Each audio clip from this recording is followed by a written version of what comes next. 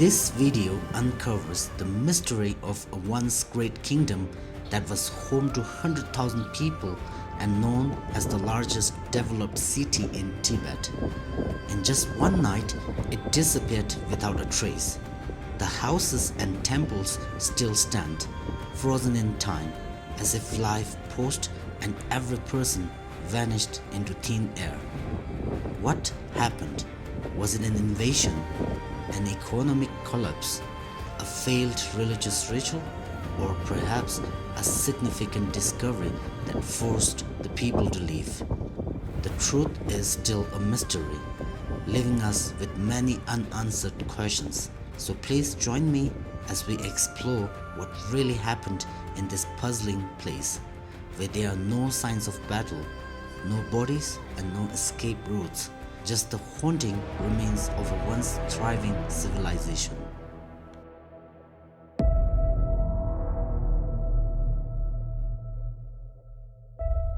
Good morning and Tashi Delik to all my beautiful people from all over the world. Hope you are having an amazing day. This is Jamyang and welcome back to my channel. And this time I'm going to show you the most mysterious kingdom in all over Tibet and the heart of Tibetan Buddhism, the beautiful monastery called Töling Monastery. And yesterday I set off on a scenic journey, driving approximately 200 kilometers from Kailash to the mesmerizing Guge Kingdom. And the route was absolutely captivating, revealing a stunning array of wildlife and breathtaking landscapes that left me utterly spellbound. And if you haven't seen yet my previous video about the glorious holy Mount Kailash, I encourage you to check it out. You truly won't want to miss it.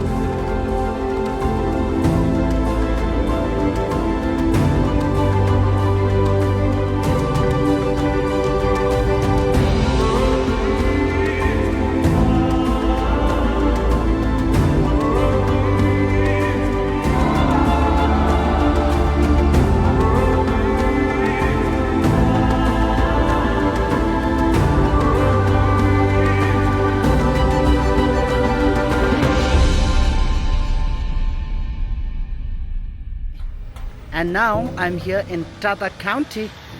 The elevation here is 3,740 meter, which is pretty similar to Lhasa. And this place is very comfortable. I really like it so much.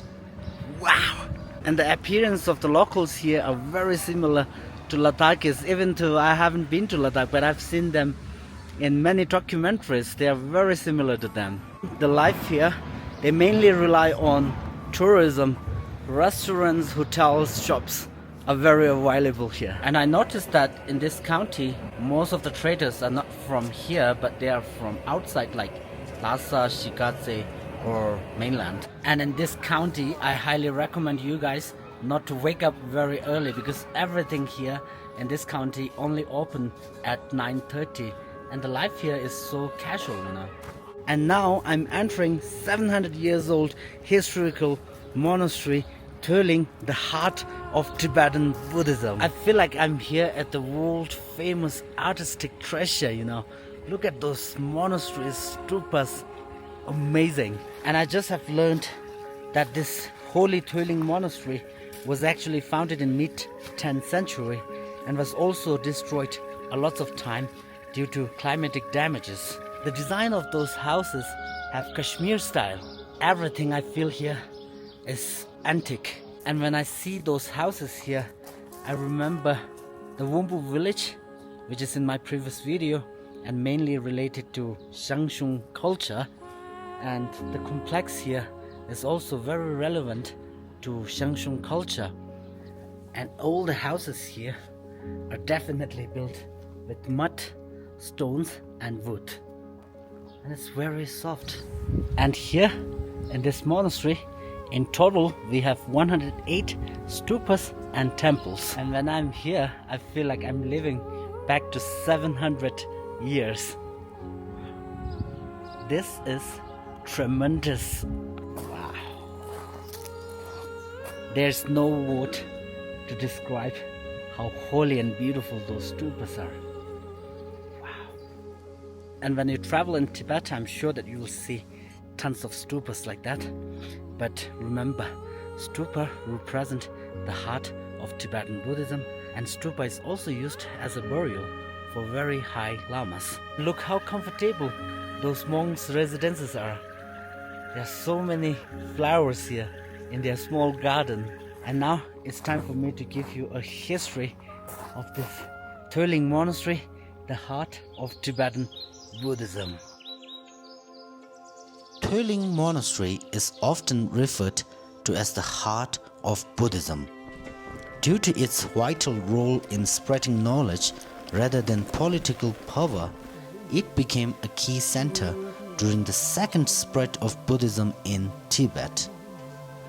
Especially after the religion faced severe suppression and nearly disappeared due to the anti-Buddhist actions of King Langdharma in the 9th century. Starting in the 10th century, scholars at Töling worked diligently to translate many Sanskrit texts into Tibetan. This effort was crucial for reviving Buddhism and developing its teachings. Today, we can still find Buddhism in Tibet, although it represents only about 2% of what it once was, as much was lost during the 9th century. This house must be 700 years old, and let's go and see what's inside this small door. Wow!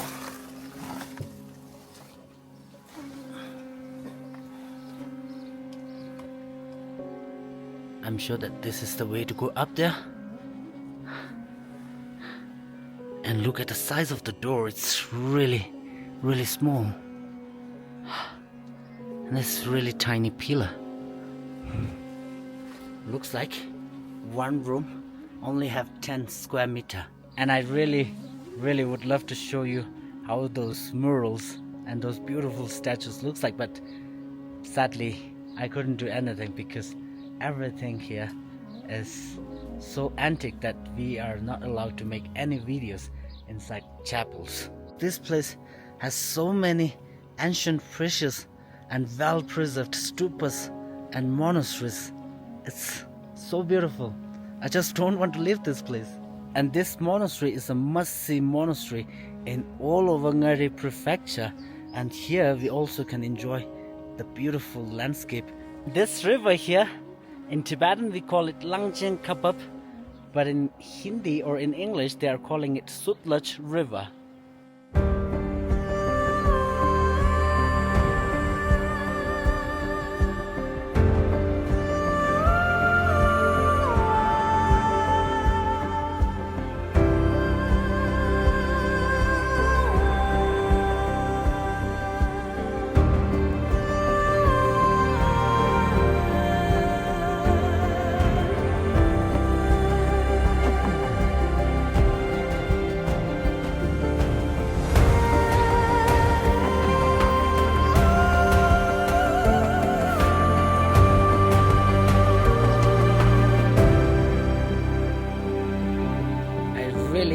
Really enjoyed my time here at this Töling Monastery. It's amazing. And now it's time to explore Guge Kingdom. And now I need to drive about 30 kilometers from Töling Monastery to the Guge Kingdom ruins. This journey takes us through a very high altitude area that is 4,000 meters above sea level. The road hugs the side of a canyon, and we are surrounded by forest of Mount Pagodas. And in my impression, this place is so mystery, and I'm pretty sure that 700 years ago, during the time of Guge Kingdom, people also used to live here. And those mountains have three features: yellow, red and blue. And with this awesome chance, let me give you a brief introduction of this forest. The tall formations in Tueling are mostly made of sedimentary rock, shaped over millions of years by wind and water. This has created a stunning landscape with steep cliffs, deep canyons and detailed rock pattern. The area covers about 5,000 square kilometers with a core section of more than 800 square kilometers. The natural beauty, historical importance and unique shapes of the rocks attracts many people who love geology, photography and the beautiful views of Tibetan plateau.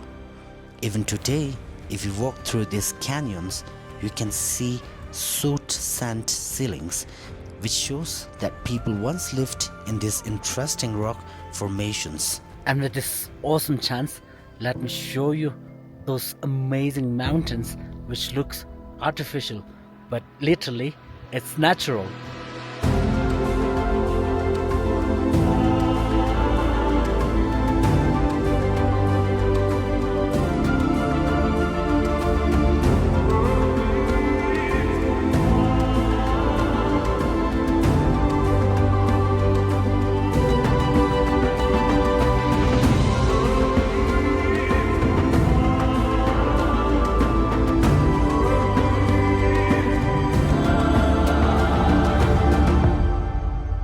And just below Guge Kingdom there is a beautiful village, and this is where I'm going to spend my night in a Tibetan family, in a local Tibetan family. Yeah, like most but you but resha that shepchi sevinda. Kunjo, you get tarba in the mat sevi. That jakba shibcha waja. Ah, lega meje. Song kanto. Kangbates gyurusha dongane. Gore nanglo kangba jeve. Nima gore tongbarera. Manje yuri.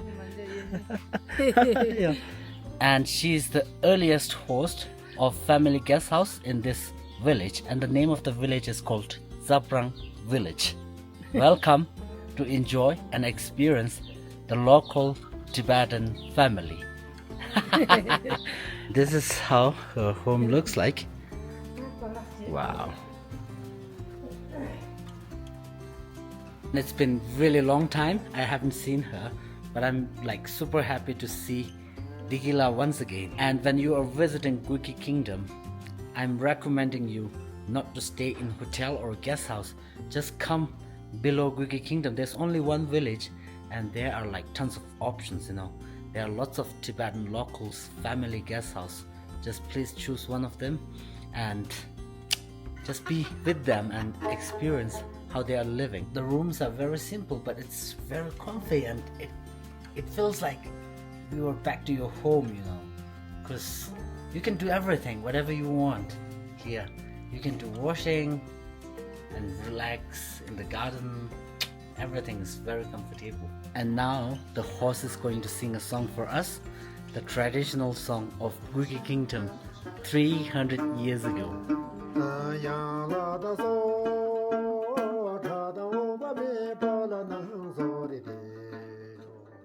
Zaprang is a small beautiful village located near the ancient Guge Kingdom, and here says the people, they are descendants of the Ladakhi military and local inhabitants from the time of ancient Guge Kingdom, which is why their dialect and culture has been influenced by interactions with the Ladakhis.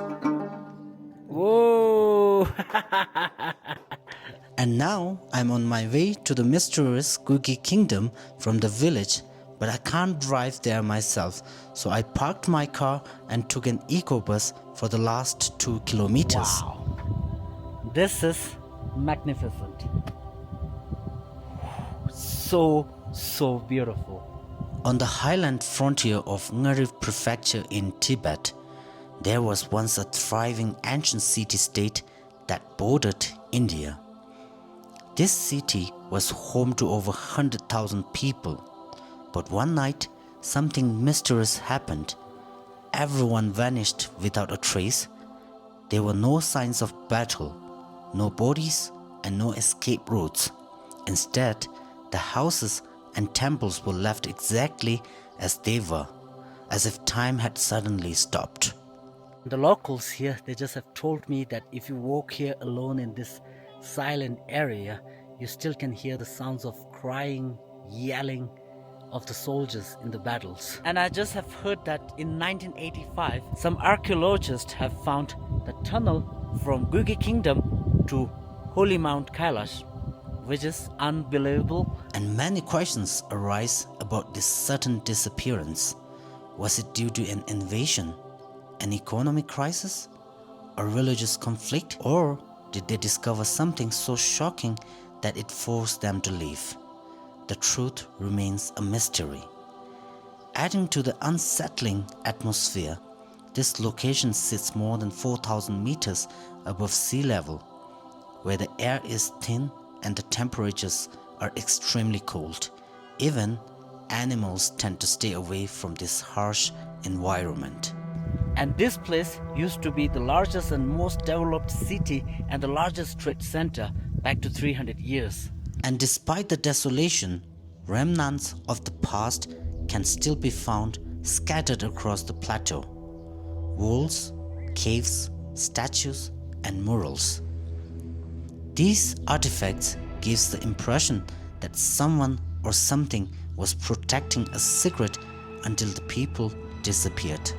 So what might be hidden in this barren land? And here, the wind feels like a reminder of the passage of time.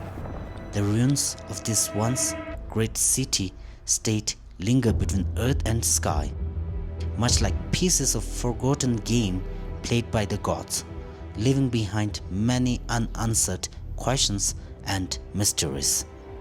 And I have heard that just below Guge Kingdom, there are countless of caves with dead bodies. And today we are discovering one of the caves with thousands of bodies who are all buried alive during that time.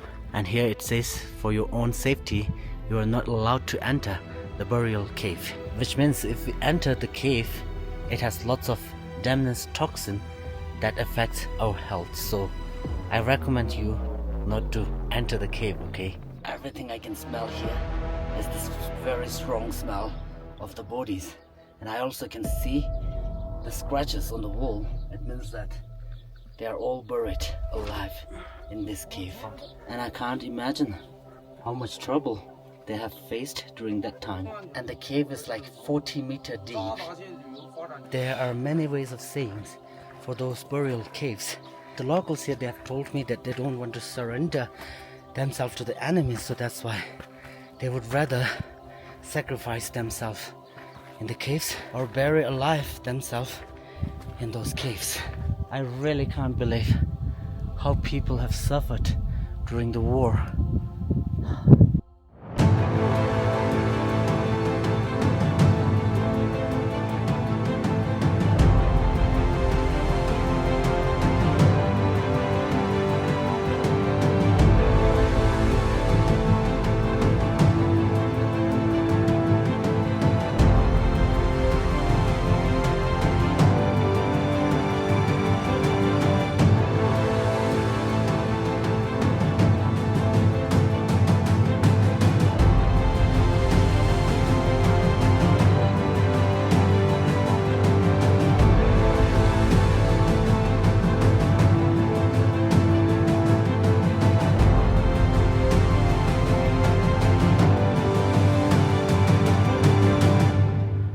Welcome to Guge Kingdom.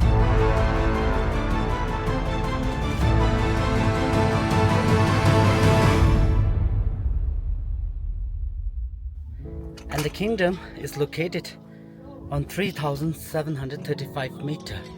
And you can see here, looks like every caves have the roll number. Look what I found. It must be 700 years old scoop made of stone. I think this cave is for one family. I can see few rooms, kitchen, dining room, and bedroom. And look at this shelf here. It's like stone made and it's really interesting. I don't know how happy their life is here, but I'm sure that they have their own happiness back to 300 years ago. Once people lived here. They ate, slept, prayed, and sought refuge thousands of years ago. There was firelight in this land, and they had their language and rituals. Now, only emptiness remains. Yet, I can sense their presence in these chambers. Perhaps it's from the past, or maybe it's just a memory. It feels as if they are whispering through time, reminding us, look how we lived. We once filled this mountain with our breath. Wow. I'm sure that this is like storeroom and kitchen, and there I can see the bedroom. And this is like a window where they can enjoy the ranges of Himalaya and this magnificent landscape. Wow. And all those black colors actually came from smokes. They're really, really soft. Those buildings are for noble families, I'm 100% sure. And the caves are for soldiers or for like locals. And I really couldn't believe how much difficulties they have faced to build this beautiful kingdom. And the wall behind me is like 30 meters high, but they have used like thousands of people's life to build this wall. These walls were meant to reach the king, who refused to surrender, but the invaders had difficulty accessing him because of the complex tunnels within the palace. Eventually, the invaders offered the king a choice. If he surrendered, they would spare the lives of his family and the citizens. If he refused, the enemies planned to build a wall all the way up to the mountain to kill him.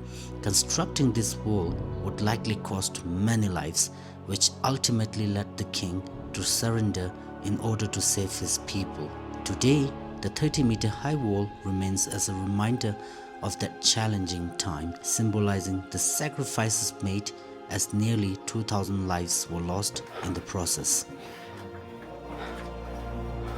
And finally, I climbed the summit of the kingdom. And the landscape from here is amazing. In the 10th century, after the fall of Tibetan Empire Turbo, civil war broke out, throwing Tibet into chaos. The last king, Langtharma, was killed, marking the start of dark time. And one of Langtharma's descendants led a group westward, crossing mountains and valleys until they reached Ngari in far western Tibet. There, on the edge of the world, he was welcomed as king, and a new kingdom called Guge began to form. From the 10th to the 17th centuries, Guge flourished as an important center for Buddhist culture, art, and trade. However, in the 1630s, the kingdom suddenly collapsed, not because of outside attacks, but due to betrayal from within. This tragic story reveals the conflicts within a family over faith and power. The king of Guge resisted the growing influence of Buddhism, which created tension in his family. His son and brother, both devoted Buddhists, turned against him. They joined forces with the Ladakhi army to invade Guge around 1630, leading to kingdom's downfall. So you see the window there? So that's the window where the queen jumped and suicide because she don't want to surrender herself to the enemy. That's pretty steep. All the rooms have got ventilation for the air to go in and out. I don't know how the king is spending his time here in this very small tunnel. Wow, that's very scary, and it's like super steep. If you fell down from here, I'm 100% sure there's no second chance for you. You have to remember your own way, otherwise it's so easy to get lost here in this cave.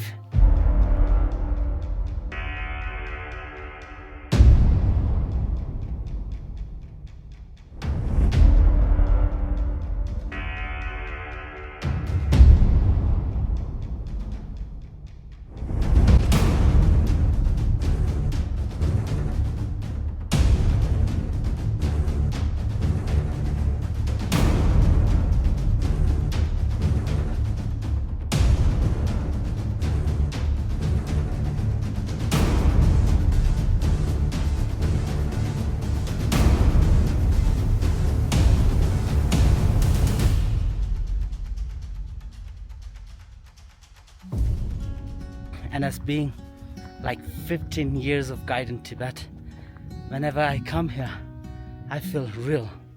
Like this place can show us the real history. I highly recommend you, if you come to Kailash, it's just 200 kilometers from Holy Mount Kailash, so please come to Guge Kingdom and visit this amazing place. Alright, my beautiful people, that's all about Guge Kingdom.